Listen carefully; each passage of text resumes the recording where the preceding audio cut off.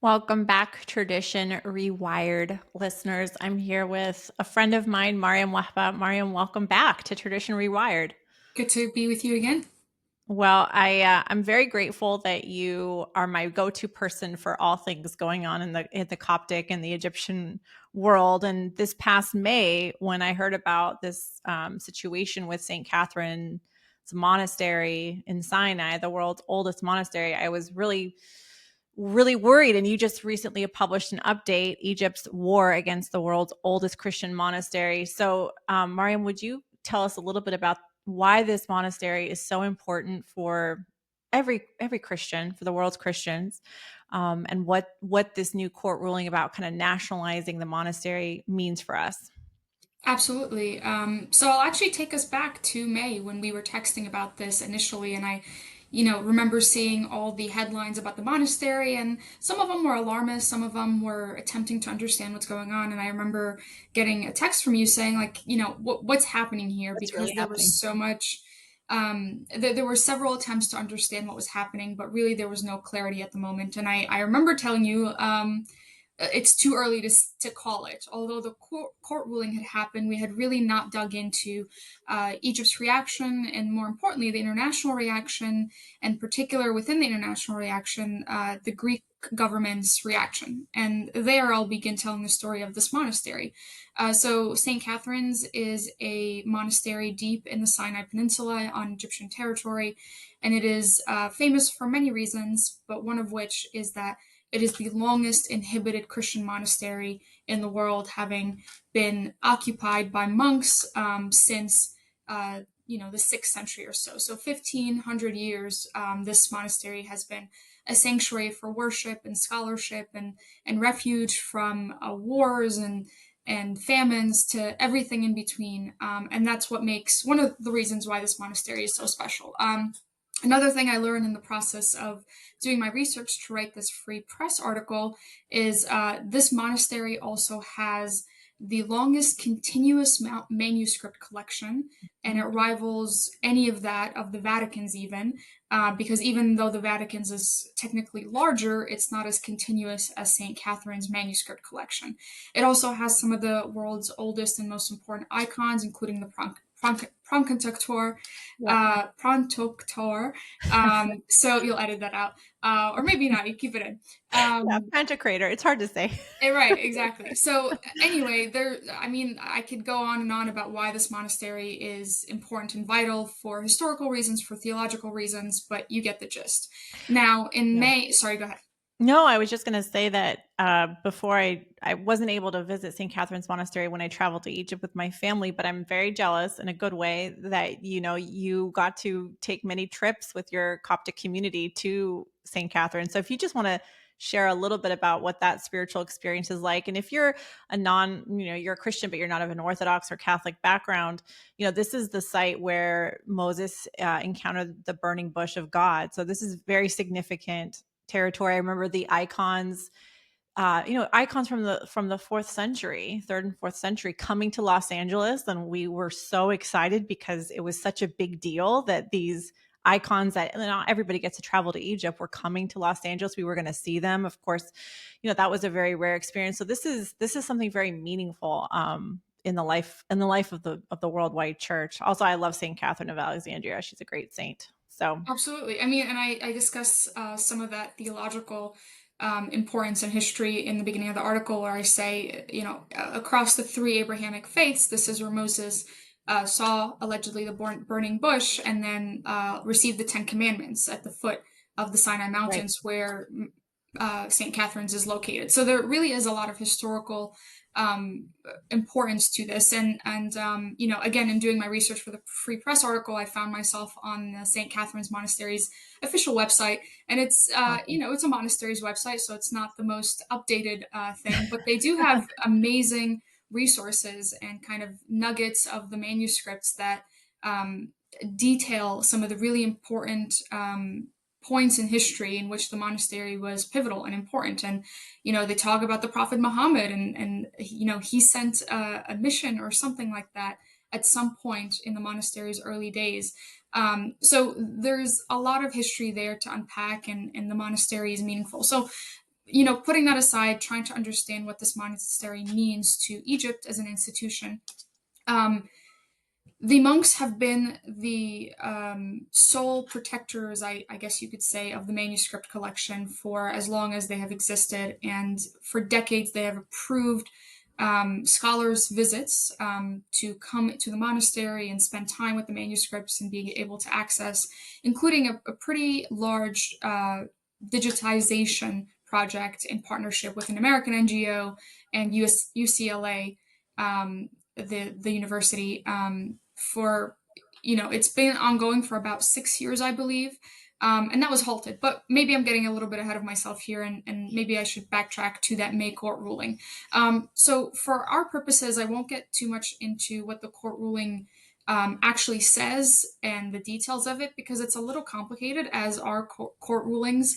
But in effect, the court ruling renders the monks occupants of the monastery as opposed to the keepers of the monastery. And getting a little bit into the weeds here, it divides the monastery's land, both the actual infrastructure, the buildings, and the gardens and the surrounding areas, into kind of 4 or 5 quadrants. And the court ruling goes on to explain that some of these areas were to be, technically owned by the monastery but oversaw by the state. Others would be owned by the state and oversaw by the state. And in effect, in combination with the fact that the court ruling goes to say that the monks are occupants, this is Egypt trying to nationalize the monastery and put it under state rule.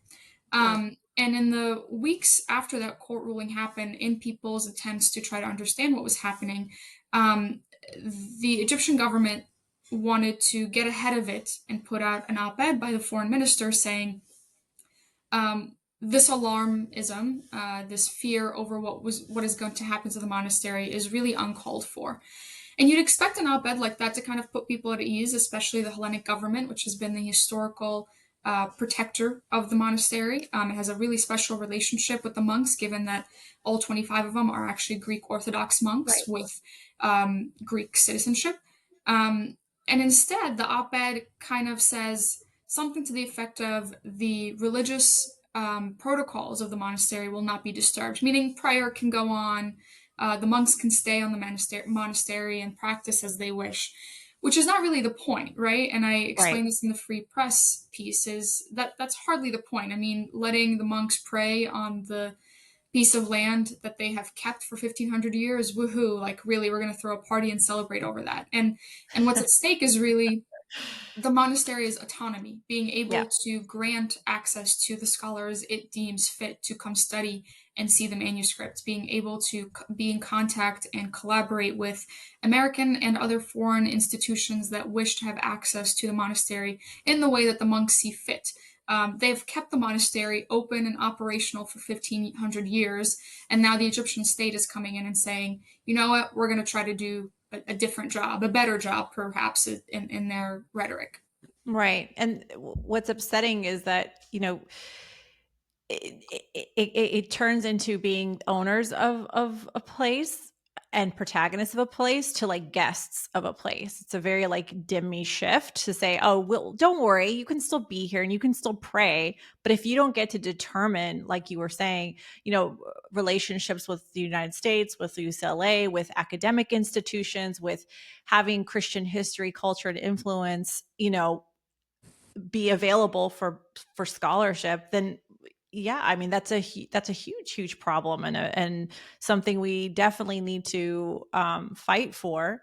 Um, Now your article mentions, and I don't think this is a huge secret. We give a lot of money, $1.5 billion in aid to Egypt. I think we can kind of leverage that, as you point out, to make sure that the monks have more authority and autonomy on the monastery. Do you think that's hopeful, or are we, is this, you know, how hopeful can we be as Christians, as scholars, as Americans? Right. So the foreign military funding, or the FMF as people like to refer to it, is a sum of money that the American government gives to Egypt every year, in various ways. A lot of that money obviously is not, a check or money deposit into account, but more so money that they're able to use to purchase American made weapon systems with. And that is one of the primary ways in which the United States holds leverage over the Egyptian government. And you'll see there's a lot of conditions to the FMF that is granted to Egypt. In fact, the FMF conditions are not solely Egyptian conditions, but they're conditions on all FMF that we give out to any other country in the world. Okay. And amongst those conditions are human rights conditions.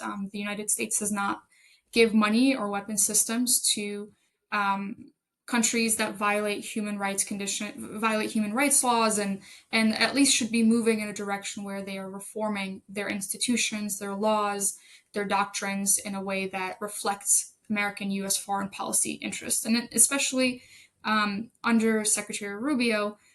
Those conditions have come to light because the United States is posturing itself in a way that puts American interests first. And if we were to give Egypt, or rather any country in the world, money, they need to abide by the conditions that are really codified law. They're not suggestions, they're in law that for us to be able to give FMF to Egypt, they have to follow these conditions. Am I hopeful that leverage will be used vis-a-vis the MFF? It's a difficult question because I honestly don't know that we need to go that far. And obviously, Mm. my article calls for us, for the United States, to use FMF as leverage. But I think there's a lot of other soft power tools that the United States can use to make sure that Egypt understands that this is something that the United States government and the United States constituencies are interested in. Obviously, there's large Christian populations in the US, and I'm not talking just about the Coptic American population, but Catholics, Protestants, evangelicals, you name it. There's large swaths of the American public that care about the preservation of Christian heritage and Christian human rights and Christians' abilities, particularly in the Middle East, to be able to not only survive but be able to keep their religious and cultural institutions. So Yep. moving forward, I think there's a large role for the US to play. And I don't think we have to go straight to FMF. I think we can go straight to FMF and threatening to withhold some of that money should Egypt not repeal that court decision and seek to restore the monastery's autonomy. But there's a lot of other ways that we can pressure Egypt to do a couple of things that restore the rights that it has taken away, stripped from the monks and St. Catherine's Monastery. And of course, one of those things is restoring the monastery's ability to grant scholar access to the manuscripts. Number two is saying that the monastery is protected land, will not be owned by the state, cannot be controlled by the state, and allowing the monks to go back to the status quo, which was they were able to collaborate and partner with institutions like UCLA and American NGOs to digitize the manuscript collection. And of course, the more dramatic way to approach this is demand that the monks all be granted Egyptian citizenship. Mhm. Only the archbishop is granted Egyptian citizenship, and of course, once you're a citizen of Egypt, you have different rights than if you were a Right. visitor on a visa like these 24 or so monks are.